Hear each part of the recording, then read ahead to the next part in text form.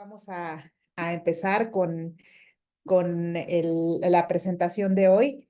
Para mí es un tema, la verdad, apasionante. Cáncer de riñón me gusta mucho, es una de mis patologías favoritas. Y bueno, espero que de esta presentación puedan aprender mucho, sacar mucho jugo, tener muchas dudas y, y aprovechar, ¿no? Para que todos podamos en conjunto ayudar a estos pacientes con cáncer de riñón que pueden, que si se detectan de manera oportuna, pues pueden curarse, ¿no? De esta enfermedad y pues vivir por muchos, muchos años.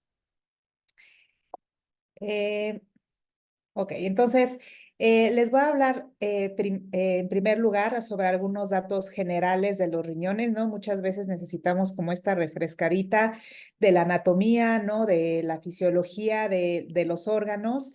Bueno, los riñones son un par de órganos que están localizados en la parte más posterior del abdomen, en el retroperitoneo, a los lados de la columna y muy cerca de los vasos principales del abdomen, de la vena cava y de la arteria aorta, y como comenté, en la parte más posterior de la cavidad abdominal. Su principal función, como recordarán, pues es filtrar, son una especie de filtro para que la sangre pueda mantenerse en un equilibrio de líquidos, mantener el volumen de la sangre y eliminar toxinas. Y esto lo hacen pues a través de diferentes pues mecanismos, ¿no? Fisiológicos que tiene justamente el riñón.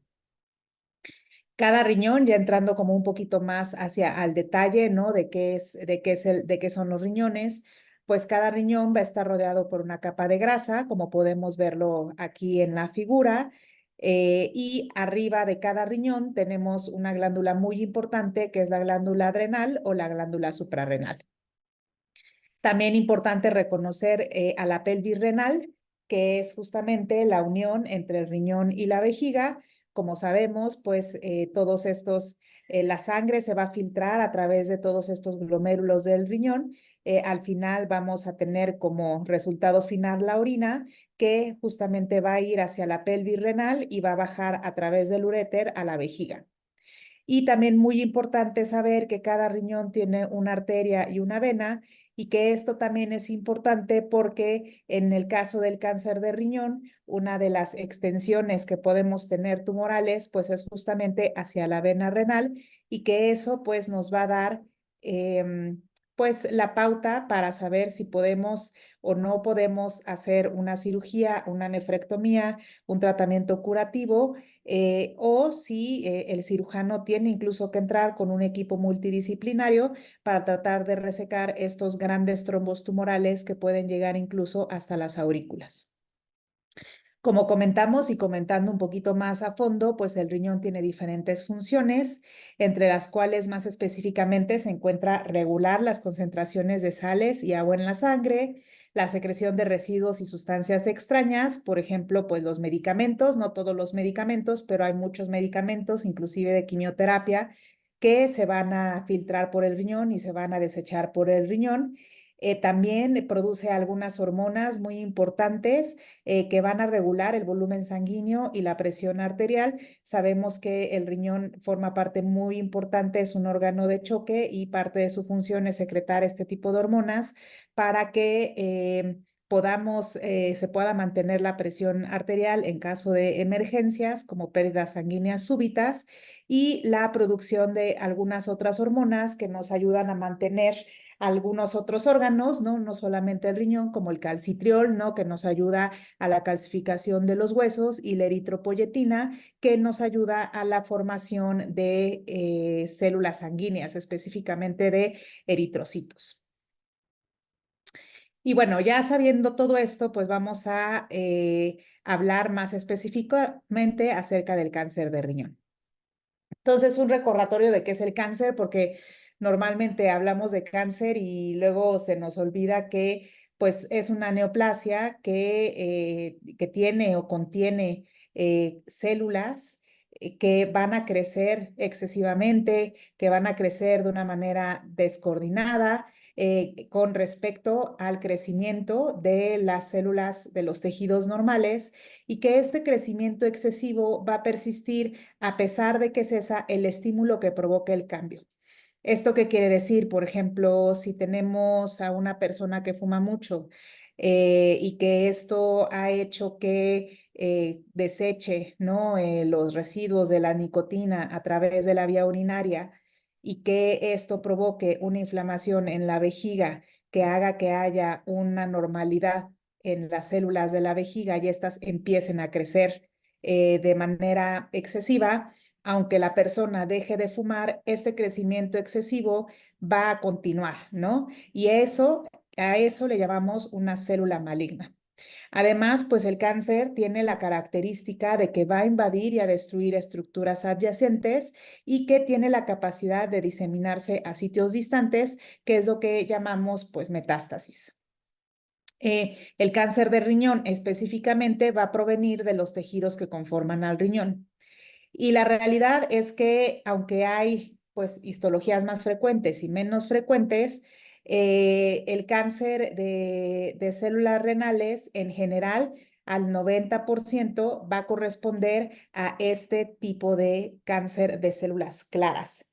Eh, Tenemos otro tipo de cánceres que pueden venir del riñón o de las estructuras adyacentes, las estructuras que rodean al riñón, como es el carcinoma de células transicionales, que nace justamente en la pelvis renal. Eso es bien importante y por eso es bien importante reconocer que dentro de la anatomía del riñón tenemos esta estructura específica, porque de ahí van a ser el carcinoma de células transicionales, que es para fines prácticos la misma histología que nace en la vejiga y en el uréter. El 5 al 10% de los cánceres renales van a nacer en la pelvis renal y en realidad son carcinomas uroteliales y estos se van a tratar de manera completamente distinta al cáncer que proviene del tejido renal como tal y más bien se van a tratar como cánceres de vejiga. También tenemos otros tumores como el tumor de Wilms que va a crecer o se va a diagnosticar predominantemente en niños pequeños, también se le llama nefroblastoma y que el tratamiento también va a ser bien diferente al de cáncer de células renales que presentan los adultos y que va a ser en general quimiosensible y también sensible a la radioterapia y que en la mayor parte de los casos, sobre todo en los pequeñitos, pues se va a curar. También tenemos de manera muy, muy rara los sarcomas renales. Estos se van a presentar en menos del 1% de los pacientes con cáncer renal y generalmente no empieza en las células renales en sí, sino que más bien comienza en las células que son de los vasos sanguíneos renales o del tejido conectivo renal. Vamos a hablar entonces más específicamente del cáncer de células renales. Como les comentaba, este es el cáncer más frecuente que hay en términos de riñón. Viene específicamente de los túbulos renales. Y este cáncer de células renales se puede dividir en dos grandes grupos. El primer grupo y el más frecuente, que se presentan en el 80% de los casos de cáncer de células renales, es el cáncer de células claras. Muchos patólogos lo ponen como de tipo convencional, porque justamente es un tumor, es el tumor más frecuente. Y también tenemos al cáncer de células no claras, que va a ser menos frecuente, se va a presentar en el 20% de los pacientes y la realidad es que el cáncer de células no claras es en realidad un subgrupo de muchos otros tipos de tumor, como son el cáncer papilar, el cáncer cromófobo, entre otros, muchos tantos que se pueden agrupar en este subgrupo de cáncer de células no claras y que la importancia es que la fisiopatología difiere del cáncer de células claras y que también, por lo tanto, el tratamiento puede diferir para estos pacientes que tienen cáncer de células no claras. ¿Cuáles son los factores de riesgo para desarrollar cáncer de riñón? Pues la verdad es que a diferencia de algunos otros cánceres, como por ejemplo el carcinoma cervicouterino, que sabemos que el factor de riesgo principal es el virus de papiloma humano, o el hepatocarcinoma, que sabemos que en la actualidad la primera causa pues es la esteatohepatitis, ¿no? Por dislipidemias, pues en cáncer de riñón en realidad no tenemos algo muy, muy identificado, ¿no? Un estímulo específico que haga que la persona desarrolle un cáncer renal.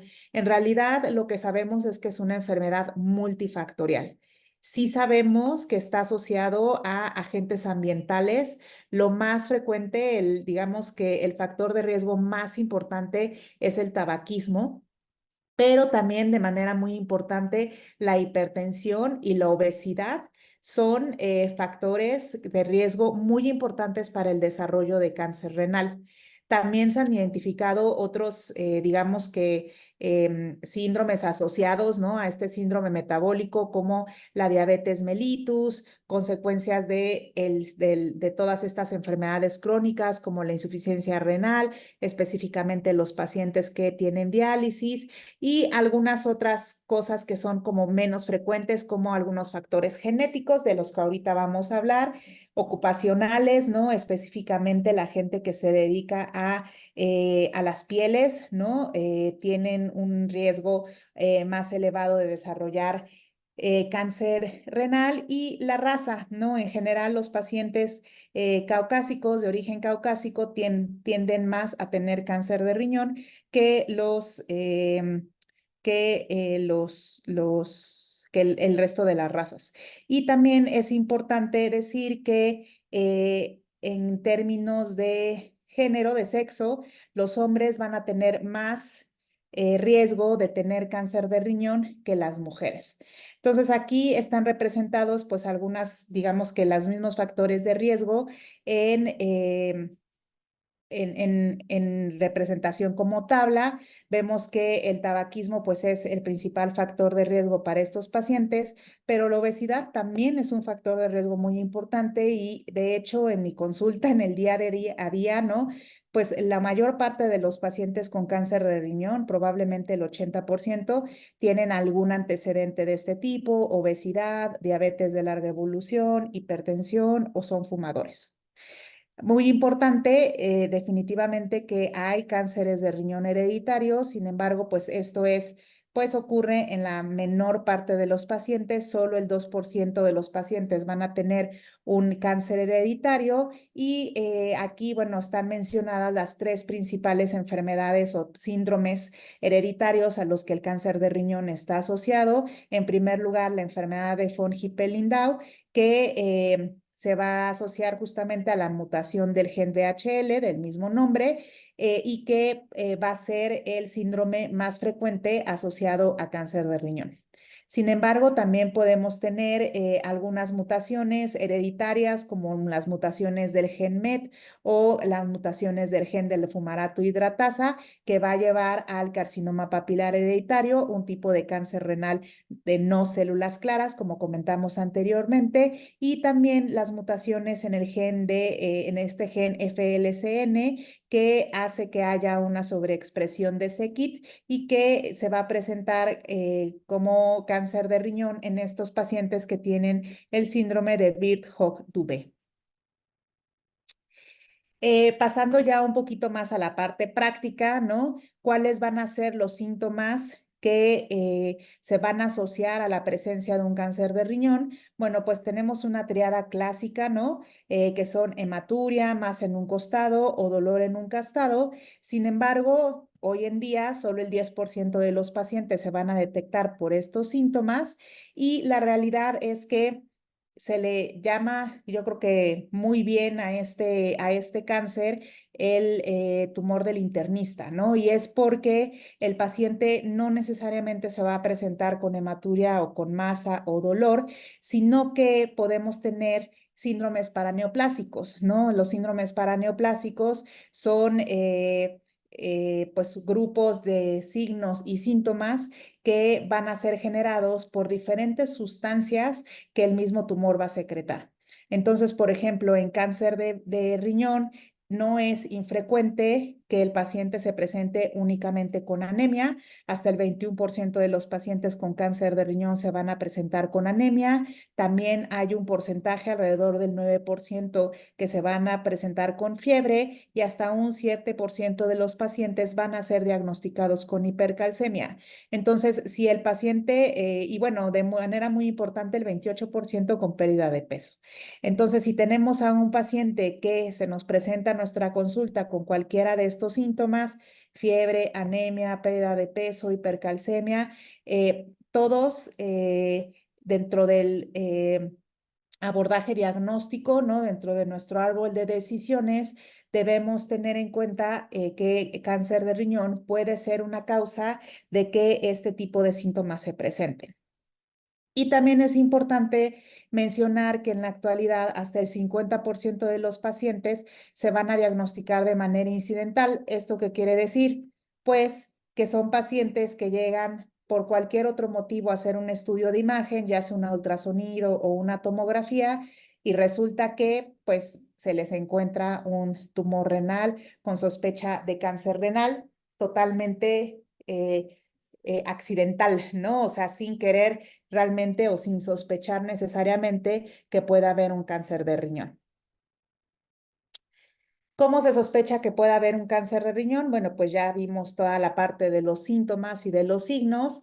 Evidentemente que si tenemos cualquiera de estas manifestaciones, pues entonces nos tenemos que ir a la complementación diagnóstico con estudios de laboratorio, un examen general de orina en donde se nos demuestre hematuria, que en los exámenes de laboratorio una biometría hemática con anemia o como habíamos comentado con el calcio alto y dentro de los estudios de imagen, simplemente con un ultrasonido, un buen radiólogo nos puede decir si hay la presencia de un tumor renal y también nos puede decir si este tumor renal es sospechoso de ser un cáncer, es un cáncer de riñón o simplemente un tumor benigno.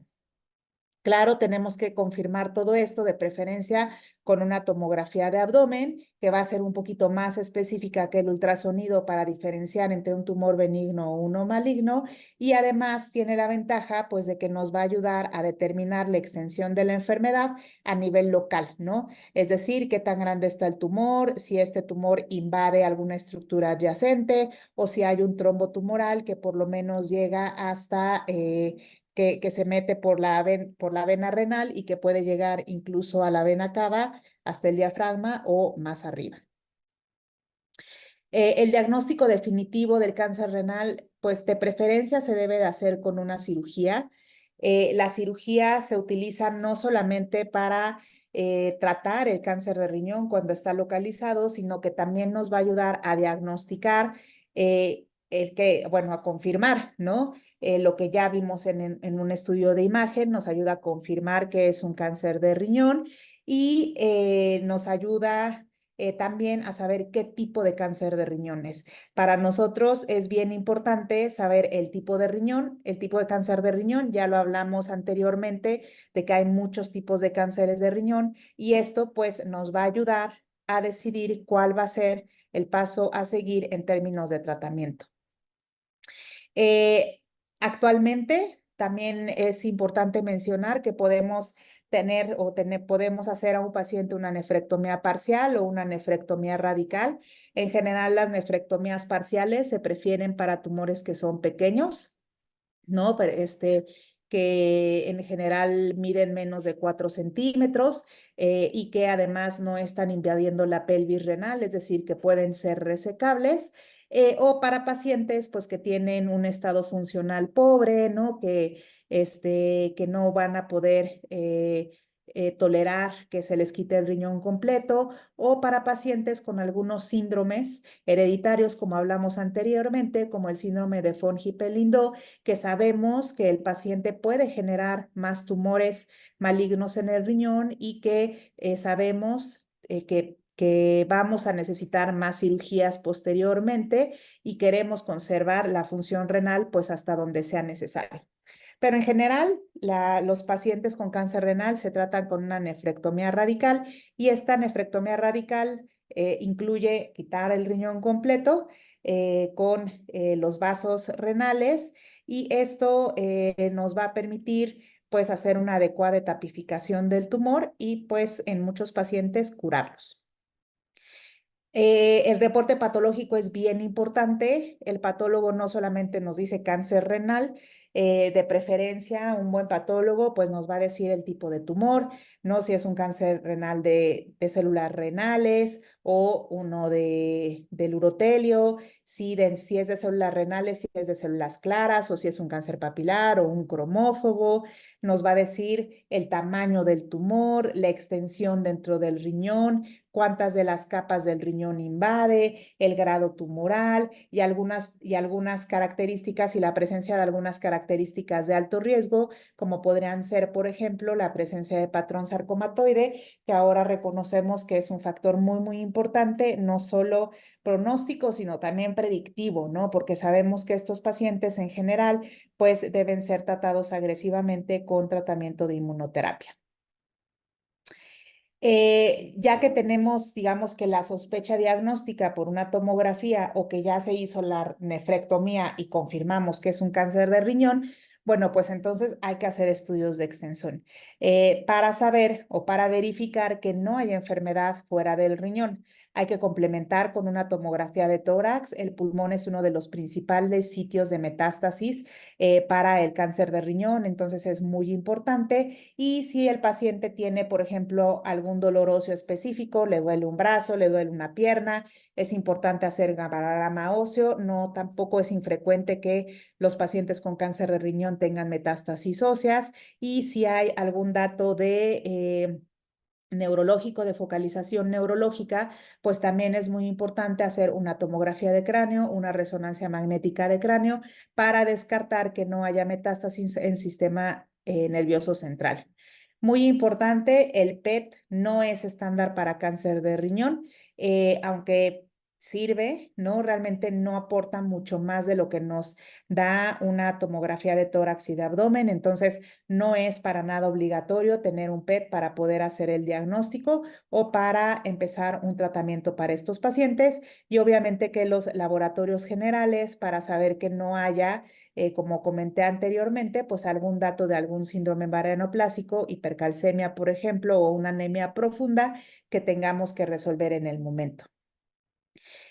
¿Quiénes necesitan biopsia? Porque pues al final nosotros dijimos la nefrectomía es lo que nos va a hacer el diagnóstico. Sí es cierto, pero hay veces que los pacientes se diagnostican ya en una etapa metastásica, ¿no?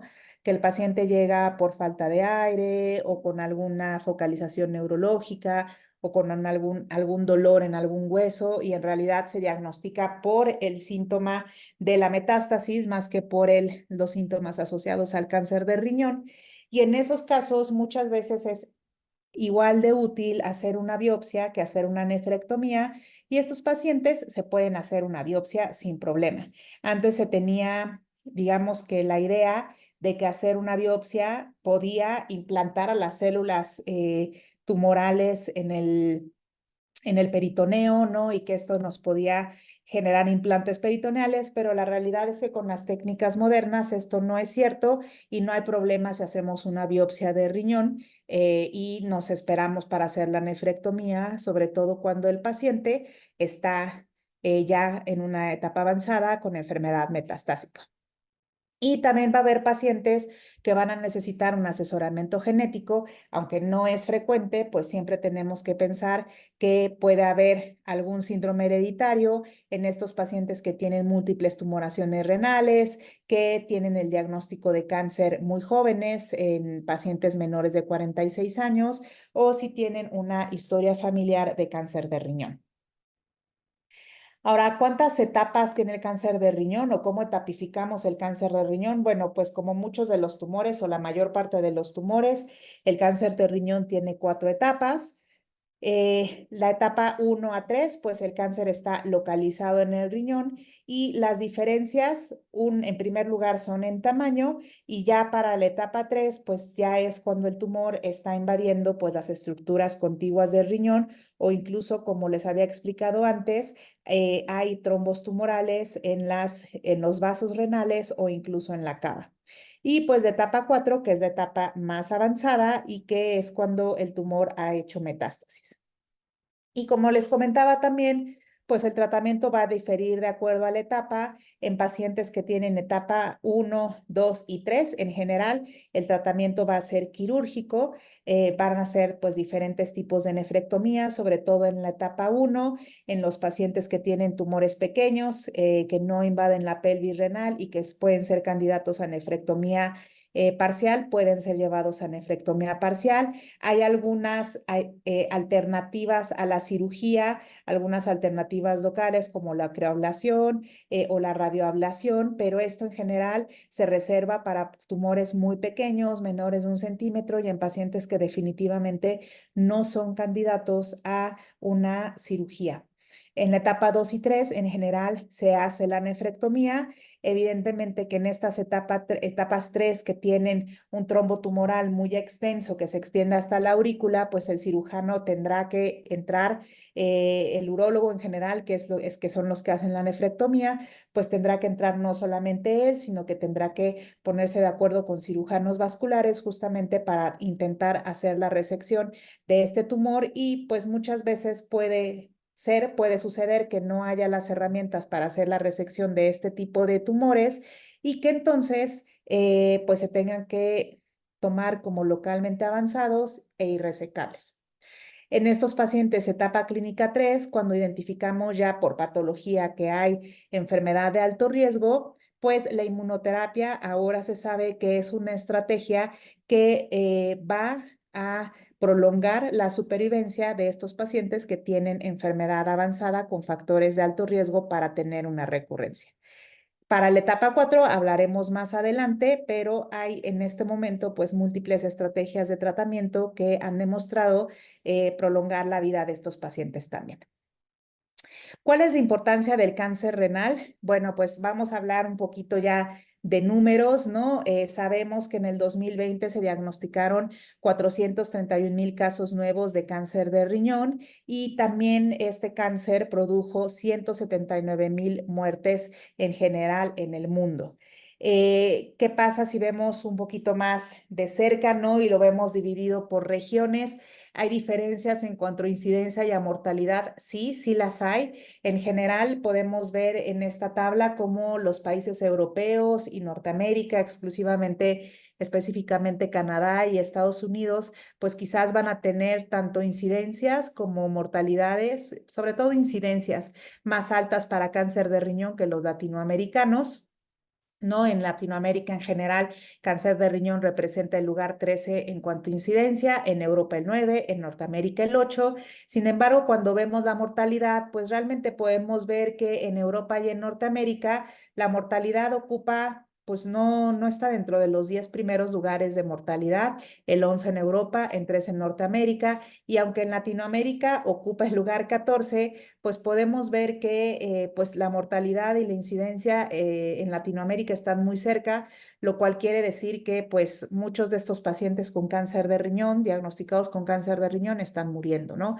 Y esto es algo pues que nos debe de preocupar. ¿Qué hay de datos en México? Pues sabemos que desafortunadamente nuestros datos epidemiológicos no son los más confiables. Sí sabemos que el cáncer de riñón ocupa el lugar 11 en incidencia y ocupa el lugar 10 en mortalidad por cáncer en México. Y si vemos en números, pues alrededor del 3% de los cánceres de los cánceres geniturinarios van a crecer en el riñón. Podemos ver que pues cáncer de próstata es por mucho el primer lugar en cuanto a incidencia y en cuanto a mortalidad, pues el cáncer de riñón ocupa en el lugar 10 y ocupa el 3,4% de la mortalidad por cáncer. Y si comparamos los números, pues miren, podemos ver aquí, y es lo que comentaba, que pues prácticamente el número de muertes va a ser 2/3 de lo que diagnosticamos de cáncer de riñón cada año, ¿no? Entonces, esto pues puede querer decir dos cosas, ¿no? Una, que nuestros pacientes están siendo diagnosticados en etapas muy avanzadas, o la segunda, pues que hay un subdiagnóstico, ¿no? de cáncer de riñón y que solamente los pacientes que tienen las enfermedades más avanzadas, pues están siendo diagnosticados. ¿Y por qué es importante esto de las etapas clínicas, no? Estamos viendo aquí en esta imagen los datos de Estados Unidos. Estos son datos, me parece que del 2018. Podemos ver que en Estados Unidos, pues hasta el 65% de los pacientes van a ser diagnosticados en etapas localizadas. ¿Eso es bueno o malo? Pues evidentemente muy bueno, porque si vemos en la gráfica de la derecha, estos pacientes con enfermedad localizada, 92% de ellos van a estar vivos a 5 años.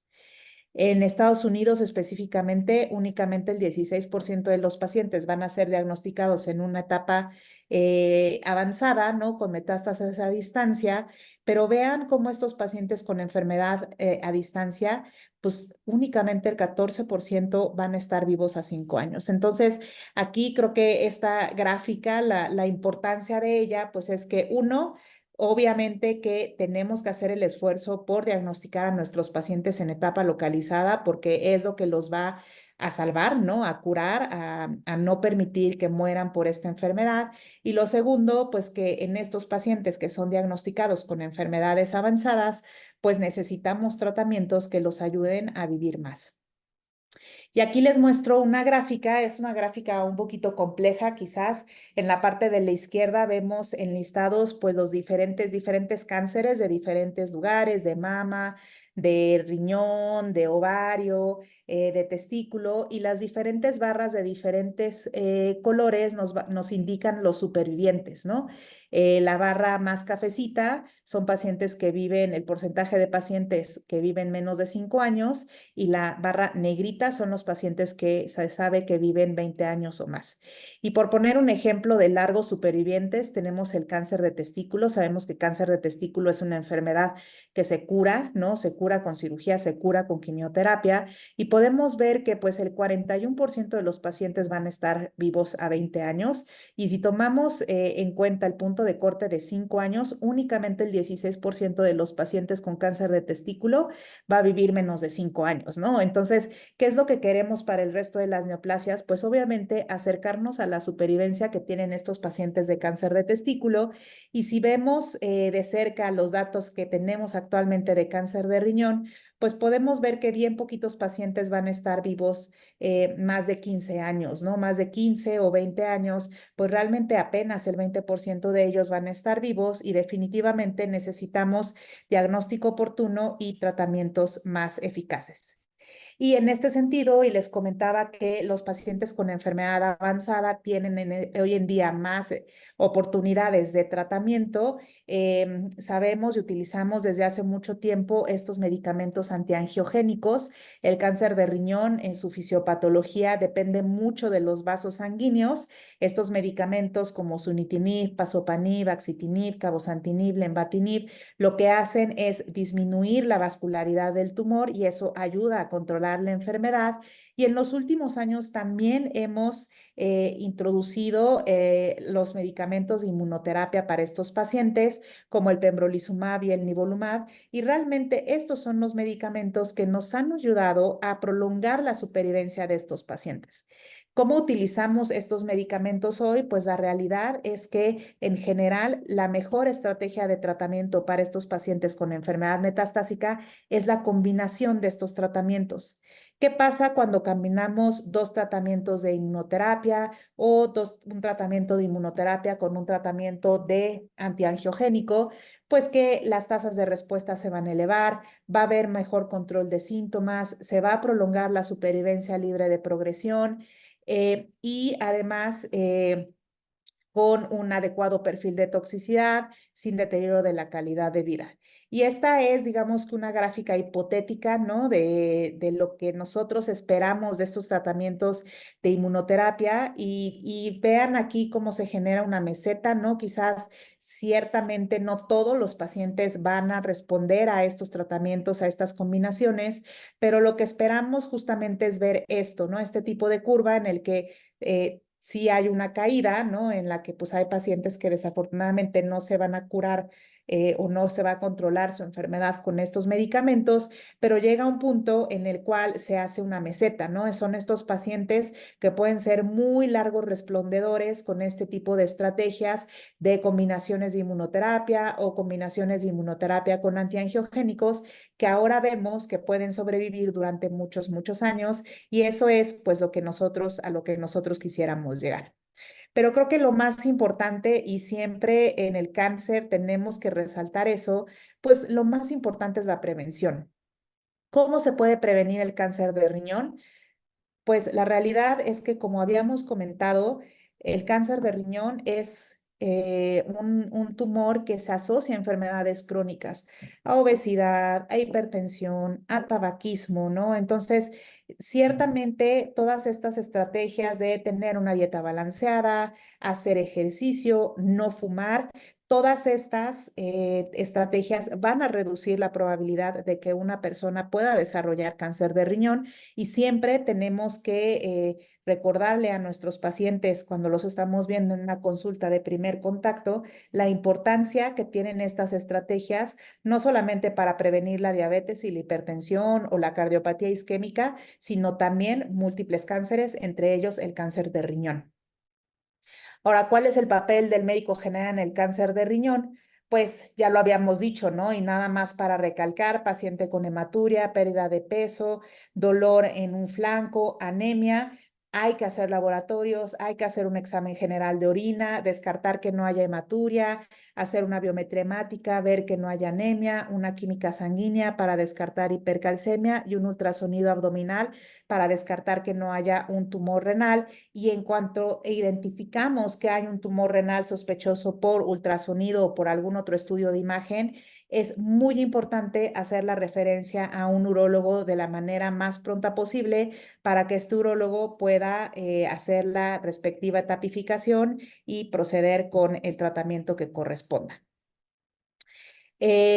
¿Cómo puede un paciente detectar de manera oportuna el cáncer de riñón? Bueno, pues tiene que ir a sus chequeos, ¿no? O sea, todos sabemos que a partir de los 40 años o quizás antes, pues hay que acudir al médico general, al médico familiar, al médico del primer contacto para estar haciéndose chequeos de manera continua y en especial si hay sangre en la orina, si hay dolor abdominal persistente, pérdida de peso inexplicable o también podría decir que fatiga importante. Y pues en la lucha contra el cáncer de riñón, como en todos los cánceres, la realidad es que los médicos de primer contacto y los mismos pacientes hacen la diferencia. Entre más tempranamente se detecta este cáncer, pues mayores las posibilidades de que este paciente se cure y pueda tener una expectativa de vida a muchos años.